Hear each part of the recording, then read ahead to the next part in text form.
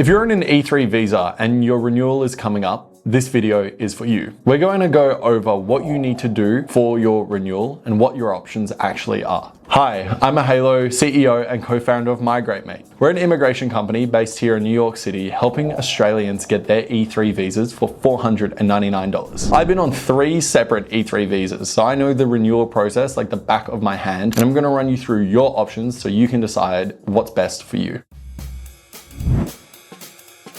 Before anything else, let's clear up what the difference is between a renewal and an extension. A renewal is where you actually fly back to Australia or your country of citizenship and nationality and go do a visa interview there. You'll go and refile an LCA, do your DS-160 again, and get a new visa stamp. An extension, on the other hand, is where you don't leave the US and your employer files an I-129 with the USCIS. You get issued a new I-94 that extends your work authorization within the US. The only catch is you don't get a new visa stamp, which means you can't travel internationally. If you want to be able to travel internationally, you're going to need to go get a new visa stamp, which means you're going to need to go get it renewed in Australia or a country where you're a citizen or a resident of.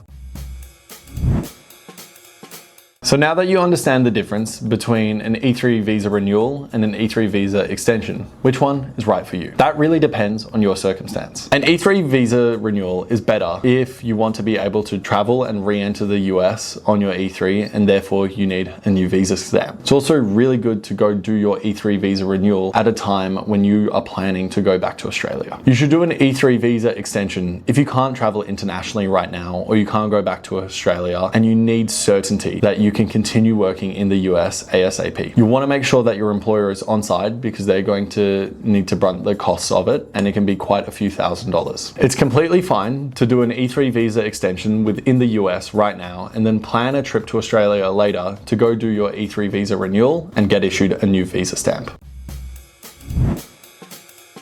If you're looking to do an E3 visa renewal, here are a few changes that you should be aware of. In September 2025, the US government decided that interview waivers were no longer allowed. This means that if you want to renew your visa, you have to go and interview in person at a US consulate. There's no more opportunity to mail it in or just like skip the interview altogether. Secondly, third country processing is no longer allowed. Before, you could actually go and do your E3 visa interview at any country that had a US consulate.